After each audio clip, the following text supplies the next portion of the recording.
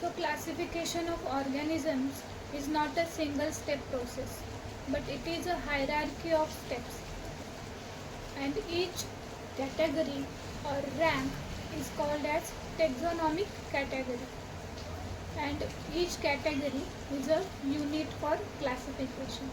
तर आता आपण taxonomic categories one by one बघूया. Let's go from below upwards. तर सगळ्यात पहिली कॅटेगरी म्हणजे सगळ्यात शेवटची कॅटेगरी आहे स्पीसीज. सगळ्यात पहिली कॅटेगरी आहे स्पीसीज. पहिली म्हणजे शेवटची, कारण आपण बिलो अपवर्ड्स बघत आहोत. 2 नंबरची कॅटेगरी आहे जीनस. 3 number category family. त्यानंतर ऑर्डर. त्यानंतर क्लास. त्यानंतरची कॅटेगरी फायलम और division. Phylum is for animals and division is for plants.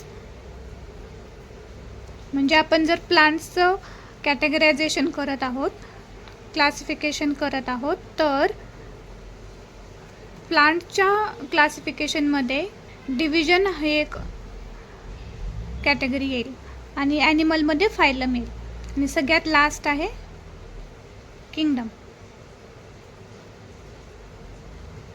तर या 7 कॅटेगरीज आपण स्टडी करणार आहोत. सो पहिली कॅटेगरी आहे species. What is species? A group of individual organisms with fundamental similarities is called as species. Let's take for example of species Mangifera indica, Solanum tuberosum and Panthera leo. In this example, indica is species, tuberosum is species and leo is another species. Mangifera, Solanum and Panthera represents genera. Genera or genus is another order or another taxonomical category.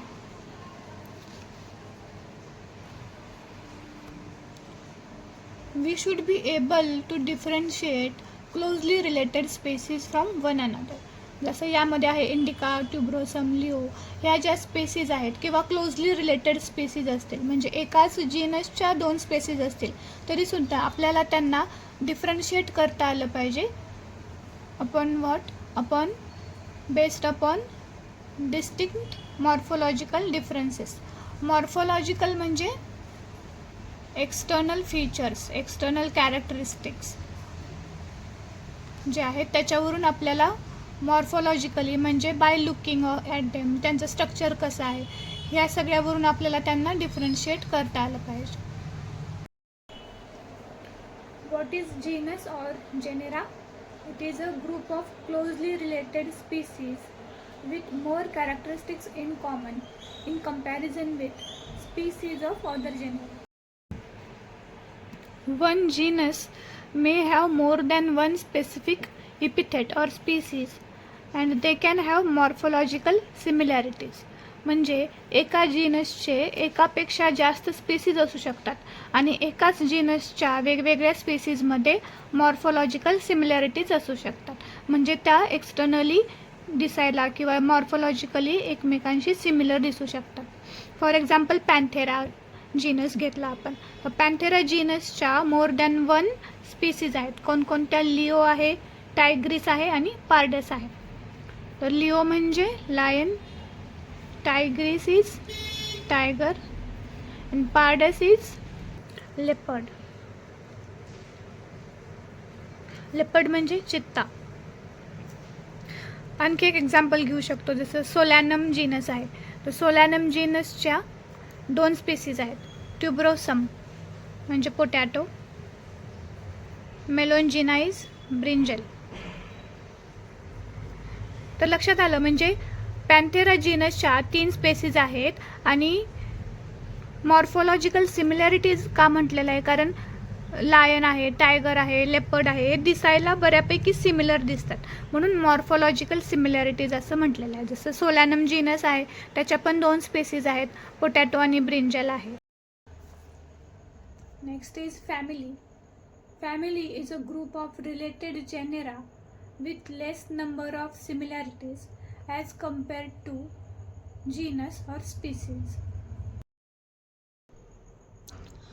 Families are formed on the basis of vegetative features or reproductive features. Vegetative features म्हणजे काय? एखाद्या प्लांटचे route कसे आहेत, stem कसं आहे, रूटमध्ये काही modifications आहेत का, त्याचे ब्रांचेस कशा आहेत, हे सगळे जे फीचर्स आहेत त्याला व्हेजिटेटिव्ह फीचर्स म्हणतात. आणि रिप्रोडक्टिव्ह फीचर्स म्हणजे त्याचं कॅलिक्स कसा, कोरोला कसा आहे, इन्फ्लोरेसन्स कसा आहे, सीड्स कसे आहेत, ह्या सगळ्यांना रिप्रोडक्टिव्ह फीचर्स म्हणतात. आता फॅमिलीचं एक्झाम्पल घेऊया. एक फॅमिली आहे सोलॅनेसी. तर सोलॅनेसी फॅमिलीमध्ये कोणकोणते घटक येतात किंवा जीनस येतात? आपण एक बघितलं होतं सोलॅनम ट्युबरोसम म्हणजे पोटॅटो, ते आहे. दतुरा आहे, दतुरा पण एक प्रकारचं फ्लॉवर आहे. पेटुनिया जीनस आहे. आणि ॲनिमल्समध्ये जीनस पॅन्थेरा आहे, जीनस फेलिस आहे. त्यांची फॅमिली कोणती आहे? फॅलिडी. फॅलिडी फॅमिली आहे. Next is order. फॅमिलीनंतर ऑर्डर. आता जसं आपण बघितलं जीनसमध्ये स्पेसीस, ग्रुप ऑफ स्पेसीज होता, फॅमिलीमध्ये ग्रुप ऑफ जीनस होता, तसं आता ऑर्डरमध्ये काय असणार आहे? Group of family.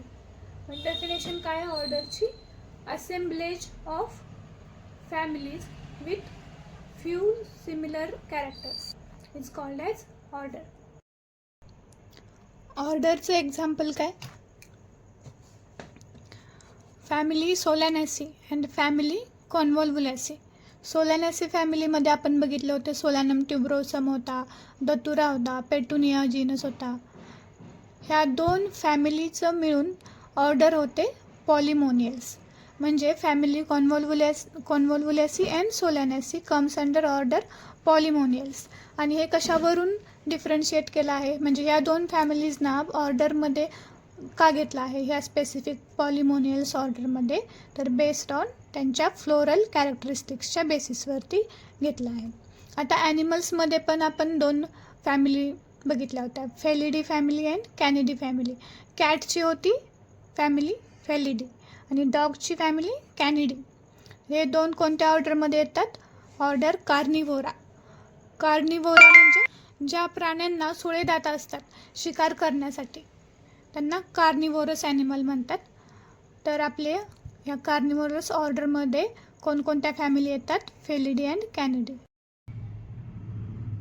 Next category is class. What is class? Class includes related orders. क्लासचं एक्झाम्पल आहे mammalia.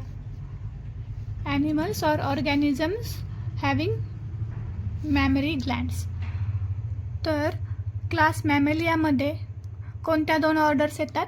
Order Primata and order Carnivora. Carnivora आपण मगाशी बघितली होती.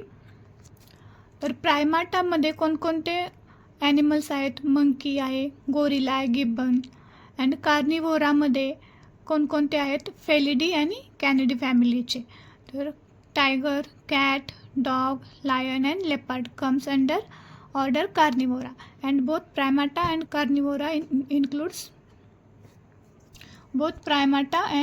carnivora order concludes mammalia class. Now our next category is phylum. Phylum is a higher category than class. So this phylum includes animals like fishes म्हणजे aquatic animals, amphibians म्हणजे they can survive in both land and in water also. Terrestrial and aquatic animals both are called as amphibians.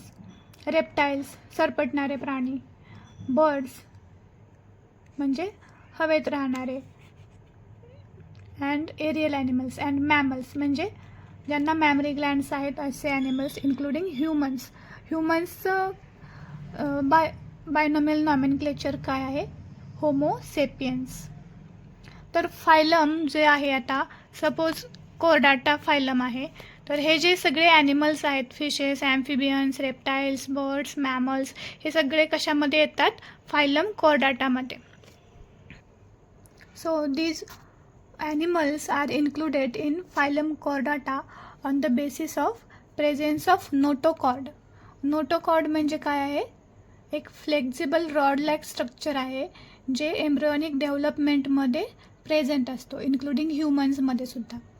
आणि dorsal hollow neural system, ह्या दोन गोष्टींच्या प्रेझेन्समुळे हे जे animals आहेत ते फायलम कोर्डाटामध्ये इन्क्लूड केलेले आहेत. आणि जर आपण प्लांटचं डिव्हिजन करतो आहे, म्हणजे प्लांटचं क्लासिफिकेशन करत आहोत, तर तिथे फायलम नाही आहे, तिथे डिव्हिजन आहे. प्लांटसाठी आपण डिव्हिजन ही कॅटेगरी यूज करणार आहे आणि ॲनिमलसाठी phylum. Next category is kingdom. It is the last and the highest category, highest taxonomical category. तर दोन किंगडम आहेत, kingdom Animalia and kingdom Plantae. तर नावावरून लक्षात आलंच असेल, ॲनिमॅलिया म्हणजे ॲनिमल्स, प्लांटे म्हणजे प्लांट्स. तर किंगडम ॲनिमॅलियामध्ये it includes all animals of various phyla. Singular is phylum and plurum phyla. Similarly, kingdom Plantae. Plantae kingdom includes all plants of various divisions. प्लांटसाठी आपण डिव्हिजन ही कॅटेगरी यूज केली होती. तर या आपण 7 टेक्झॉनॉमिकल categories बघितल्या. तर जसं आपण असेंडिंग कॅटेगरीकडे जाऊ, म्हणजे असेंडिंग ऑर्डरकडे जाऊ, फ्रॉम स्पीसीज टू किंगडम, तसं काय होणार? ह्या ज्या कॅटेगरीजमधले नंबर ऑफ सिमिलॅरिटीज ज्या आहेत त्या कमी होत जाणार, म्हणजे डिफरन्सेस वाढत जाणार. म्हणजे जसे आपण किंगडमकडे वरती जाऊ तसं आपल्याला त्यांच्यामध्ये डिफरन्शिएट करणं अवघड होत जाणार. आणि जसं आपण लोवर जाऊ, म्हणजे स्पीसीजकडे येऊ, डिसेंडिंग ऑर्डर मध्ये जाऊ आपण खाली स्पीसीजकडे, तर तसं त्यांच्यामधले म्हणजे बिटवीन 2 टॅक्साजमधले जे नंबर ऑफ सिमिलर कॅरेक्टरिस्टिक्स जे आहेत ते वाढत जाणार. जसं की काही ऑर्गॅनिझम्स दिलेले आहेत इथे तुमच्या टेक्स्टबुकमध्ये. ऑर्गॅनिझम्स विथ देअर टेक्झॉनॉमिक कॅटेगरीज आहेत. मॅन, हाऊसफ्लाय, मँगो आणि व्हीट. मँगोचं आणि मॅनचं आपण ऑलरेडी बघितलेलं आहे एक्झाम्पल. तर मॅन जे आहे त्याचं बायोलॉजिकल नेम किंवा बायनॉमियल नॉमेनक्लेचर काय आहे? Homo Sapiens. आता होमो काय झाला? Genus, and Sapiens is species. आता याला अंडरलाईन केलं आहे का? नाही, कारण हे प्रिंट केलेलं आहे. जर आपण याला हँडरायटिंगमध्ये लिहिलं असतं तर आपल्याला दोघांना सेपरेटली अंडरलाईन करायला लागलं असतं. याची फॅमिली आहे होमिनिडी. आता या गोष्टी आपल्याला लक्षात ठेवायला लागणार आहेत. होमिनिडी फॅमिली कोणाची आहे? मॅनची. होमोसेपियन्सची. ऑर्डर आहे प्रायमाटा. आपण ऑर्डर ऑलरेडी बघितली होती. प्रायमाटा प्रिमिटिव्ह जे ऑर्गॅनिझम्स आहेत त्यांचे ऑर्डर आहे Primata. Class Mammalia having mammary glands. Phylum or division. आता मॅनच्या बाबतीत काय असेल? फायलम की डिव्हिजन? फायलम असेल, कारण ॲनिमल आहे. फायलम आहे कॉर्डाटा. का? कारण त्यांच्यामध्ये नोटोकॉर्ड असतो during development of embryonic stage, आणि त्यांच्यामध्ये dorsal hollow neural system present असते. सेकंड आहे housefly. Housefly is also animal. हाऊसफ्लायचं बायोलॉजिकल नेम किंवा binomial nomenclature Musca domestica. Genus of course Musca. Species is domestica. Family Muscidae. Order Diptera. Class Insecta. Phylum Arthropoda. Arthropoda is same. Organisms having jointed legs are included in Arthropoda. Mango. Mangifera indica. Indica is specific name किंवा specific epithet.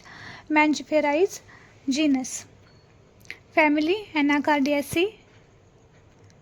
Order सॅपिंडेल्स. Class डायकॉटलिडोनी. डायकॉटलिडोनी म्हणजे असे seeds ज्याचे 2 हिस्से होऊ शकतात. For example peanuts आहेत, green peas आहेत, सगळ्या प्रकारच्या डाळी आहेत. ह्यांच्या बियांचे, सीडचे 2 पार्ट होऊ शकतात, त्यांना डायकॉटिलिडोनस प्लांट्स म्हणतात. आणि आता फायलम की डिव्हिजन कारण प्लांट आहे. डिव्हिजन आहे एन्जिओस्पर्मी. नेक्स्ट इज वीटचं नेम आहे Triticum aestivum. Triticum is genus, aestivum is species. Family आहे Poaceae. Order Poales. Class Monocotyledonae. Wheat सगळ्यांनी बघितलं असेल. गहूचे 2 फटी होऊ शकतात का, जसे शेंगदाण्यांच्या किंवा पीनटच्या होऊ शकतात, तर नाही होऊ शकत, त्यामुळे मोनोकोटिलिडोनी. And division is एन्जिओस्पर्मी.